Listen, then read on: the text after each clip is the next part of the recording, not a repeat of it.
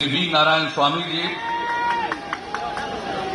जम्मू कश्मीर के former chief minister और National Conference के प्रेसिडेंट श्री उमर अब्दुल्ला जी, सीपीआईएम के general secretary comrade Sitaram Yechury ji, Communist Party of India के general secretary comrade Sudhakar Reddy ji, CPI के national secretary comrade D Raja ji, Indian Union Muslim League के president जनाब K Kader Mohideen ji, Trinamool Congress के MP mister Derek O'Brien ji, DMK के principal secretary Shri Durai Murugan ji, former union minister Shri TR Baalu ji, NCP leader Shri Majeed Menon ji, DMK MP Tiruchi Siva ji, Janata Dal United के secretary general Shri KC Tyagi ji, former union minister और Congress party के leader Mukul Wasnik ji, DMK के MP TKS Elangovan ji, CPM के MP Shri Rangarajan ji, DMK के MP RS Bharathi ji, यहां उपस्थित बहनों एवं भाइयों,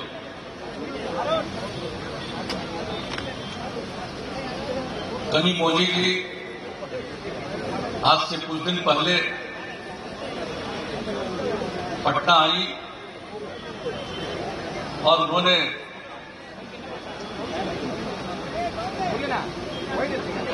क्लाइंगर करुणानिधि जी के 94th बर्थडे पर यहां आने के लिए इनवाइट किया। हम लोगों का जो सम्मान डॉक्टर क्लाइंगर करुणानिधि जी के प्रति है वो शायद आप लोगों को मालूम नहीं होगा। इनके संबंध हम लोगों के बिहार के जननायक कर्पूरी ठाकुर जी से बहुत पुराना रहा। सोशलिस्ट लीडर कर्पूरी ठाकुर जी से, और उस समय से ही हम लोग करुणानिधि जी के बारे में जानते और सुनते रहे हैं।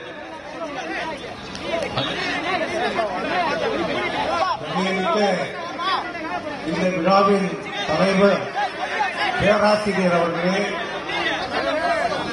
இந்த கழகத்தின் செயல் தலைவர் தளபதி ஸ்டாலின் அவர்களே, காங்கிரஸ் இயக்கத்துடைய துணைத் தலைவர் ராகுல் காந்தி அவர்களே மற்றும் விழாவில் அலங்கரித்துக் கொண்டிருக்கின்ற தலைவர்களே, உங்கள் எல்லோரையும் காண்பதில் நான் மற்றற்ற மகிழ்ச்சி அடைகின்றேன். இந்த இனிய விழா, கலைஞருக்காக இழுக்கப்பட்ட இந்த விழா, அவருடைய 94வது பிறந்த நாள் விழா. இந்த விழாவில் நான் கலந்து கொள்ள வேண்டும் என்று சொல்லி திருமதி கனிமொழி அவர்கள் பட்னா வந்தார்கள். வந்து எனக்கு அழைப்பு விடுத்தார்கள். கலைஞர் கருணாநிதி அவர்கள் பிற்படுத்தப்பட்ட மக்களுக்காக, இந்தியாவுடைய ஒருமைப்பாட்டிற்காக, இந்த ஒடுக்கப்பட்ட சமுதாயத்துடைய வளர்ச்சிக்காக பாடுபட்ட ஒரு மாபெரும் தலைவராக திகழ்கின்றார்கள். அவருடைய இந்த விழாவிலே நான் கலந்து கொள்ள வேண்டும் என்று நான் முடிவு செய்து இப்போது நான் உங்களிடம் நான் வந்திருக்கின்றேன். आज यहाँ डीएमके द्वारा आयोजित इस कार्यक्रम में शामिल होकर मुझे खुशी हो रही है। डॉक्टर करुणानिधि जी का 94th बर्थडे है। मैं अपनी शुभकामनाएं देता हूं और उन्होंने जो कुछ भी किया है तमिलनाडु में और तमिलनाडु के माध्यम से देश के लिए, वो हमेशा जो सोशल जस्टिस में विश्वास करने वाले लोग हैं वो हमेशा उसको याद रखेंगे।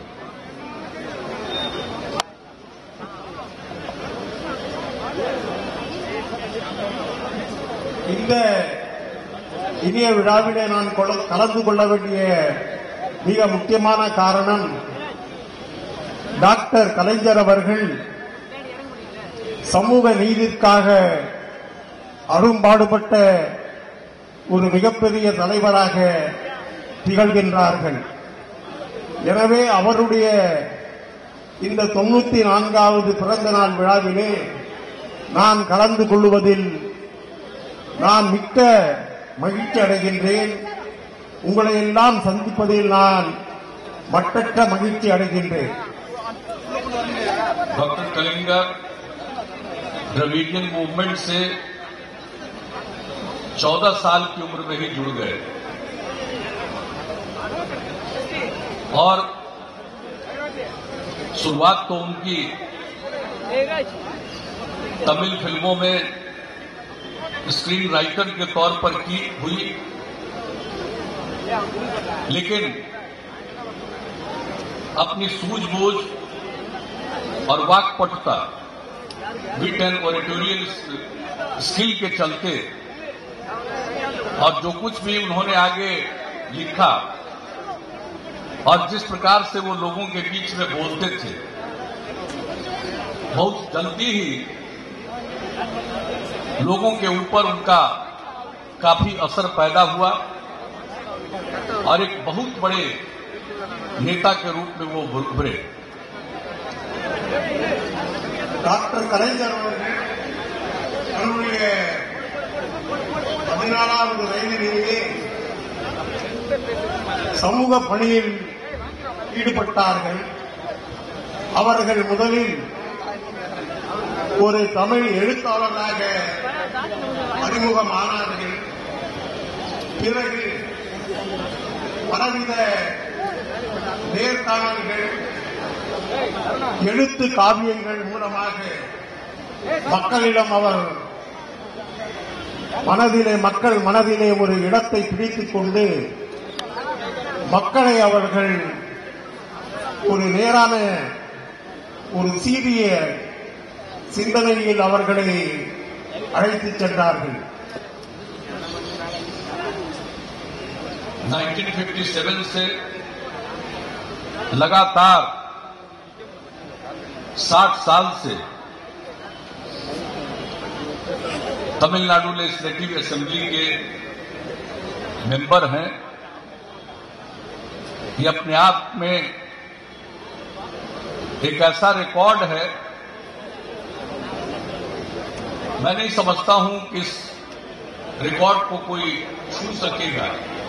इससे आगे बढ़ने की बात तो दूर। 5 बार तमिलनाडु के चीफ मिनिस्टर रहे, 19 साल तक उन्होंने तमिलनाडु का राजकाज संभाला। 50 साल से डीएमके के प्रेसिडेंट हैं। ये कोई मामूली बात नहीं और ऐसा कोई दूसरा उदाहरण पूरे देश की राजनीति में देखने को नहीं मिलता।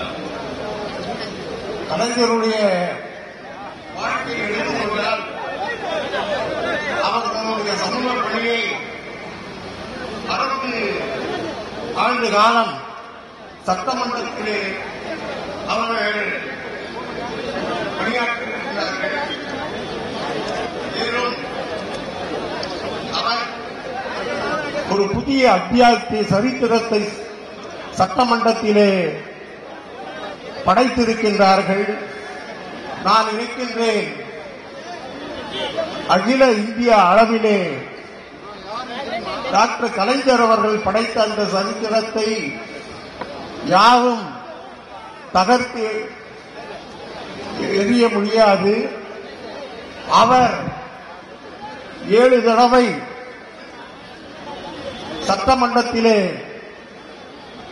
ஒரு தடவை கூட தோற்காமல் வெற்றி பெற்ற தலைவராக சட்டமன்றத்திலே பணியாற்றி இருக்கின்றார்கள். 5 தடவை முதலமைச்சராக பணியாற்றி இருக்கின்றார்கள். இப்படிப்பட்ட ஒரு அரசியல் அனுபவம் இந்தியாவிலே வேறு யாருக்கும் இருக்குமா என்று சொன்னால் அது சந்தேகத்திற்கு இடமாகத்தான் இருக்கும். பிறகு 50 வருட காலம் திமுக என்ற மிகப்பெரிய அந்த இயக்கத்துடைய தலைவராக இருந்திருக்கிறார்கள்.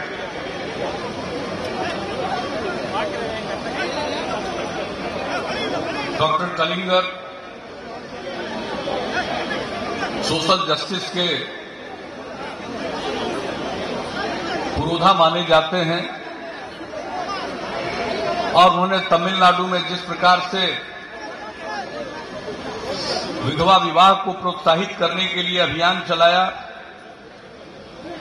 छुआछूत के खिलाफ लड़ाई लड़ी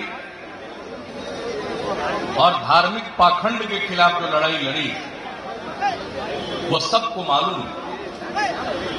और हम समझते हैं कि आज डॉक्टर कलिंगर 94 इयर्स के हो गए हैं, लेकिन ये जो धार्मिक पाखंड है इसके खिलाफ आज भी निरंतर अपनी आवाज बुलंद करने की जरूरत है और वह करते रहना होगा। டாக்டர் கலைஞர் அவர்கள் இந்த சமூக நீதிக்காக, சோசியல் ஜஸ்டிஸ், அதற்காக குரல் கொடுத்து கொண்டு இருக்கின்றார்கள். பலவிதமான சீரிய திட்டங்களை அவர்கள் கொண்டு வந்தார்கள். அதில் குறிப்பிட்ட சில திட்டங்கள் விதவைகளுக்கு மறுவாழ்வு அளிக்கின்ற அந்த திட்டமாகும். டாக்டர் கலைஞர் அவர்கள் தங்களுடைய 94வது வயதிலும் கூட அவர் உருவாக்கிய அந்த புரட்சிகரமான அந்த கருத்துக்கள் நிச்சயமாக மக்களுடைய மனதிலே குடிகொண்டிருக்கின்றன. இவை இந்தியாவிற்கு ஒரு வழிகாட்டியாக டாக்டர் கலைஞர் அவர்கள் இருக்கின்றார்கள். जब देश में नेशनल फ्रंट की सरकार वीपी सिंह जी के नेतृत्व में बनी तो उनके कार्यकाल के दौरान मंडल कमीशन की सिफारिशों को लागू किया गया और देश में जो ओबीसी है, बैकवर्ड क्लासेज के लोग हैं, other backward classes, extremely backward classes, उन सबों को जो रिजर्वेशन मिला तो इसको लागू करने में और इस निर्णय को लेने में डॉक्टर कलिंगर की बहुत बड़ी भूमिका थी।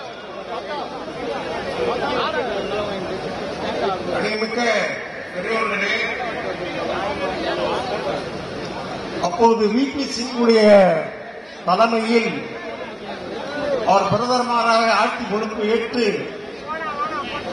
இந்த நாட்டை நிர்வகிக்கின்ற நேரத்திலே மண்டல் கமிஷன் என்று சொல்லக்கூடிய அந்த சரித்திரபூர்வமான அந்த ஒரு திட்டத்தை அவர்கள் கொண்டு வந்தார்கள். இந்த மண்டல் கமிஷனுடைய சிபாரிசுகளை ஏற்று ஓபிசி என்று சொல்லக்கூடிய மிக பிற்படுத்தப்பட்ட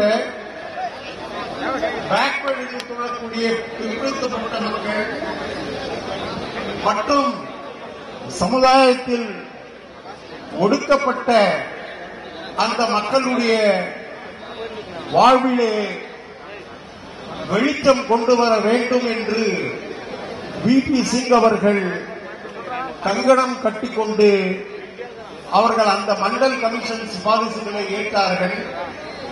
அப்போது அந்த மண்டல் கமிஷன் சிபாரிசுகளை ஏற்றுக்கொள்ளக்கூடாது என்று ஒரு பிரிவினர் பலவித இன்னல்களை எல்லாம் கொடுத்தார்கள்.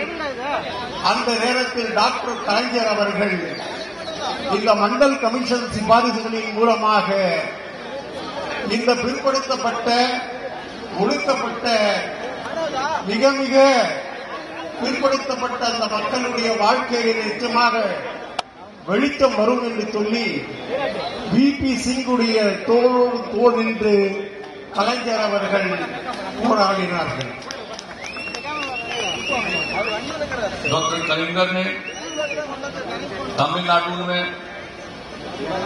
बुनकरों की आर्थिक स्थिति में सुधार लाने के लिए अनेक काम किए। उन्होंने सरकारी नौकरियों में महिलाओं को 30% रिजर्वेशन दिलाया। पंचायती राज इंस्टीट्यूशंस में महिलाओं को 33% रिजर्वेशन दिलवाया और तमिलनाडु में पहली बार विमेन सेल्फ हेल्प ग्रुप का गठन बड़े पैमाने पर 1989 से भी शुरू कराया। तो इस प्रकार से समाज सुधार के लिए और सामाजिक न्याय के लिए उन्होंने अनेक काम किए। டாக்டர் கலைஞர் அவர்கள் சமுதாயத்தில் இருக்கின்ற மக்களுடைய முன்னேற்றத்திற்காக அந்த பிற்படுத்தப்பட்ட இந்த மக்களுடைய முன்னேற்றத்திற்காக அரும்பாடுபட்டார்கள். குறிப்பாக பெண்கள், அந்த பெண்களுக்கு அவர்கள் 30% அவர்கள் ரிசர்வேஷன் அளித்தார்கள்.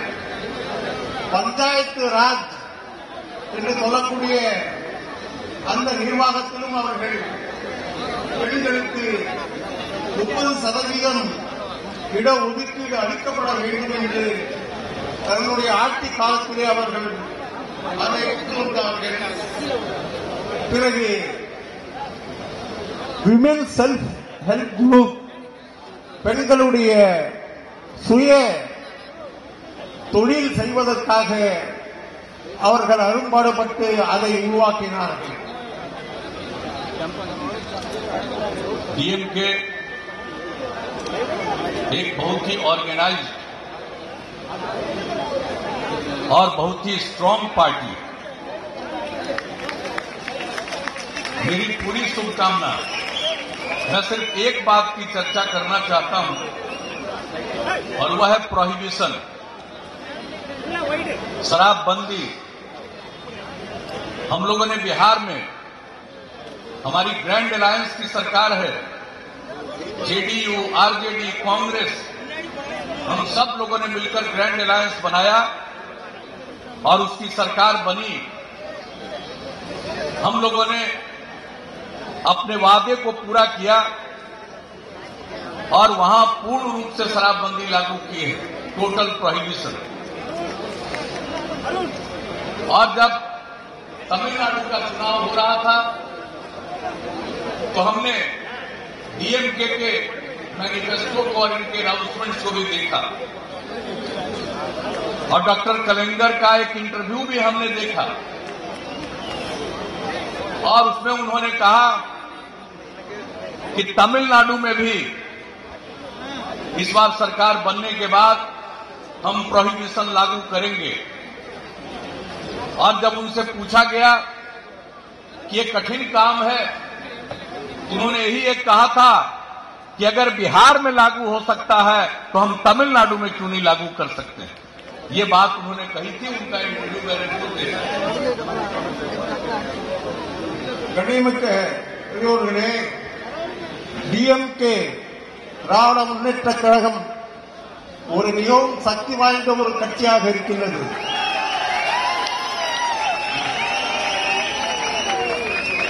நான் ஒரு விஷயத்தை குறிப்பிட விரும்புகின்றேன். மதுவிலக்கை கொண்டு வருவதிலே பீகார் சர்க்கார் பூரண வெற்றி பெற்றிருக்கின்றது. அங்கு பூரணமாக மதுவிலக்கு அமல்படுத்தப்பட்டிருக்கிறது. நான் திராவிட முன்னேற்ற கழகத்துடைய அந்த தேர்தல் வாக்குறுதியை படித்தேன். அந்த தேர்தல் வாக்குறுதியில் திராவிட முன்னேற்ற கழகத்துடைய அந்த மேனிபெஸ்டோவிலே பூர்ண மதுவிலக்கை தமிழ்நாட்டிலும் நாங்கள் கொண்டு வருவோம், எப்படி பீகாரிலே கொண்டு வந்திருக்கிறார்களோ அதை போல தமிழ்நாட்டிலும் நாங்கள் இந்த பூர்ண மதுவிலக்கை நாங்கள் கொண்டு வருவோம் என்று அவர்கள் அந்த தேர்தல் வாக்குறுதியிலே சொல்லியிருந்தார்கள். நான் அதை படித்தேன். प्रोहिबिशन का बहुत फायदा बिहार में हुआ। लोगों की आर्थिक स्थिति में सुधार आया। गरीब लोग अपनी कमाई का एक हिस्सा शराब में बर्बाद कर देते थे। अब शराबबंदी के बाद वो पैसा परिवार के बेहतरी के लिए इस्तेमाल हो रहा। रोड एक्सीडेंट्स घट गए, कंज्यूमर गुड्स का कंजम्पशन बढ़ गया, माहौल बेहतर हो गया, घरेलू हिंसा थम गई, क्राइम रेट और नीचे चला गया। ये सब फायदे हुए। கண்ணியமிக்க பெரியோர்களே, இந்த பூர்ண மதுவிலக்கை பீகாரிலே கொண்டு வந்ததன் காரணமாக பல முன்னேற்றங்கள் அந்த மாநிலத்திலே ஏற்பட்டிருக்கின்றன. உதாரணமாக ஏழை மக்கள் சாராயத்திலே, குடியிலே தாங்கள் கஷ்டப்பட்டு சம்பாதித்த பணத்தை செலவழித்துக் கொண்டிருந்தார்கள். அது குறைந்துவிட்டது. சாலை விபத்துக்கள் குறைந்துவிட்டன. கன்சியூமர் ரேட்ஸ், மக்கள் நுகர்வோர் எண்ணிக்கை அதிகமாகிவிட்டது. இப்படிப்பட்ட மேலும் குற்றங்கள் குறைந்துவிட்டன, கிரைம் ரேட்ஸ் குறைந்துவிட்டன. இதைவிட வேறு என்ன வேண்டும்? மக்களுக்கு ஒரு சுபிட்சமான, ஒரு சிறந்த ஆட்சியை கொடுப்பது மட்டுமல்ல, அந்த மக்களுடைய வாழ்க்கை தரத்தை உயர்த்துவதும் ஒரு அரசுடைய கடமையாக இருக்கிறது. எனவே குற்றங்களும் குறைந்துவிட்டன. இதெல்லாம் எப்படி ஏற்பட்டது என்று சொன்னால், இந்த பூர்ண மதுவிலக்கை அந்த மாநிலத்திலே அமல்படுத்தியதன் காரணமாக ஏற்பட்டது.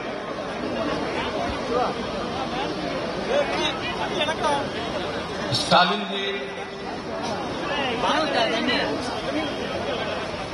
मेरी समझ से आगे तमिलनाडु का नेतृत्व करेंगे। जो कुछ भी हम दूर से तमिलनाडु को देखते और समझते हैं, मुझको पूरा विश्वास है कि अगली सरकार स्टालिन जी के लीडरशिप में बनेगी। और हम उनसे यही रिक्वेस्ट करेंगे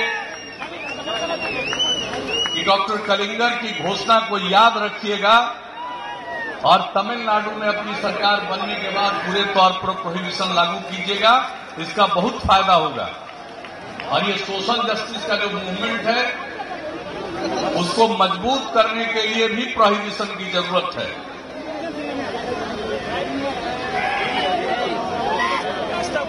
திராவிட முன்னேற்ற கழகத்துடைய செயல் தலைவர் தளபதி ஸ்டாலின் அவர்கள் எல்லாவித அரசியல் அனுபவங்களையும் பெற்றிருக்கின்றார்கள். என்னுடைய மனதிற்கு படுகின்றது, அவர்கள்தான் இந்த மாநிலத்துடைய முதலமைச்சராக வருவார்கள் என்ற எண்ணம் என்னுடைய மனதிலே எழுகின்றது. அது நிச்சயமாக நிறைவேறும் என்று நான் நம்புகிறேன். டாக்டர் கலைஞர் அவர்கள் கொண்டு வந்த இந்த சீரிய திட்டங்களை அவர்கள் நிறைவேற்றி மக்களுக்கு ஒரு நல்ல வாழ்வை அளிப்பார்கள், பூர்ண மதுவிலக்கை அமல்படுத்துவார்கள் என்ற நம்பிக்கை எனக்கு இருக்கின்றது.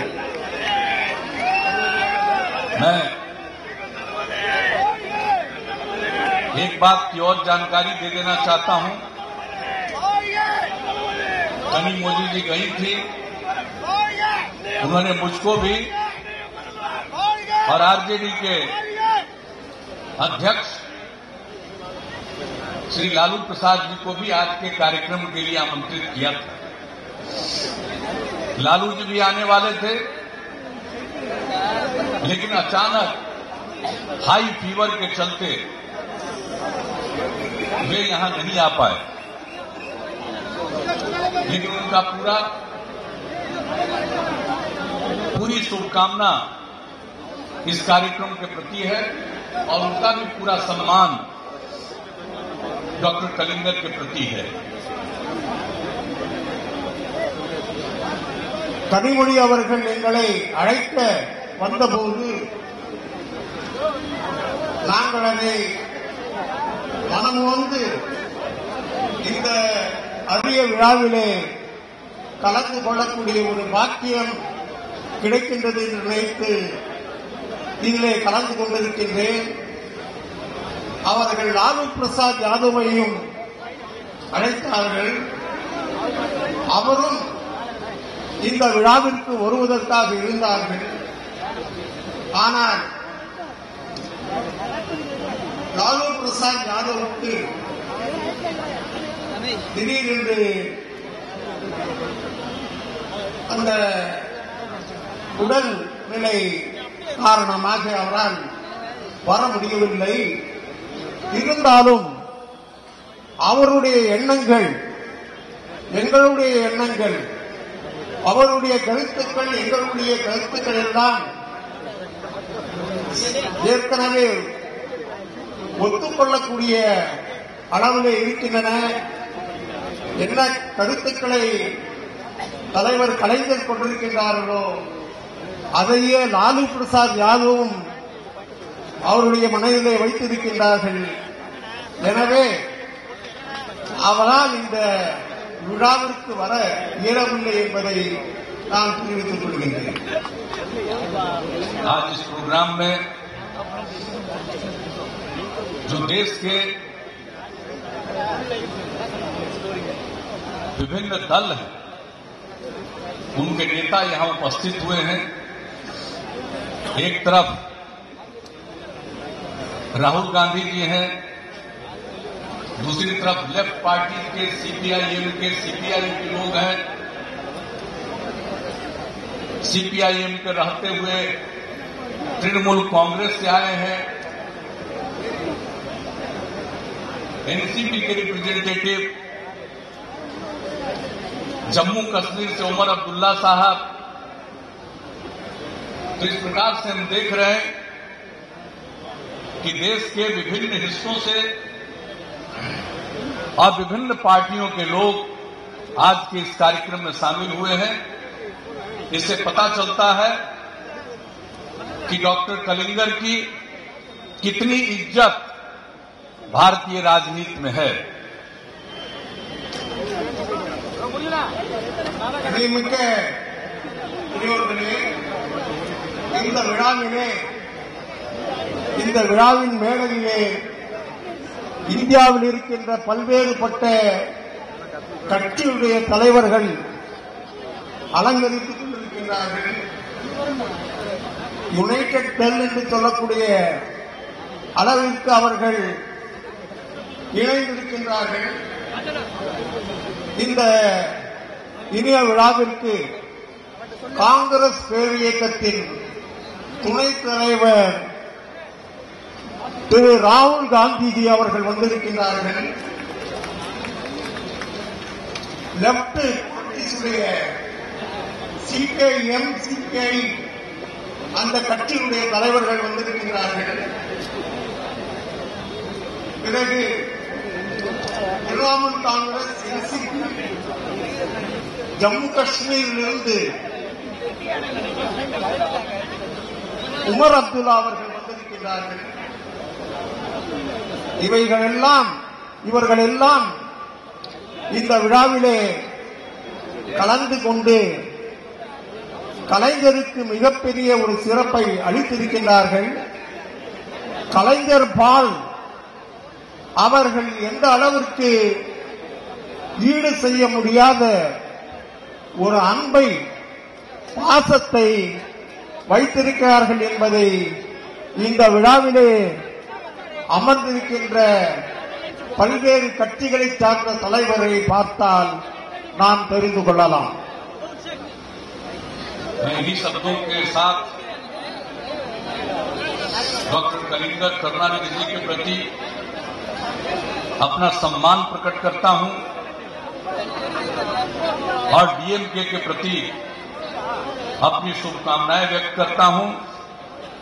मुझे पूरा भरोसा है कि ऑर्गेनाइज्ड पार्टी डीएमके आगे की राजनीति में और आगे बढ़ेगी और अपनी महत्वपूर्ण भूमिका निभाएगी। इन्हीं शब्दों के साथ आप सबको धन्यवाद देते हुए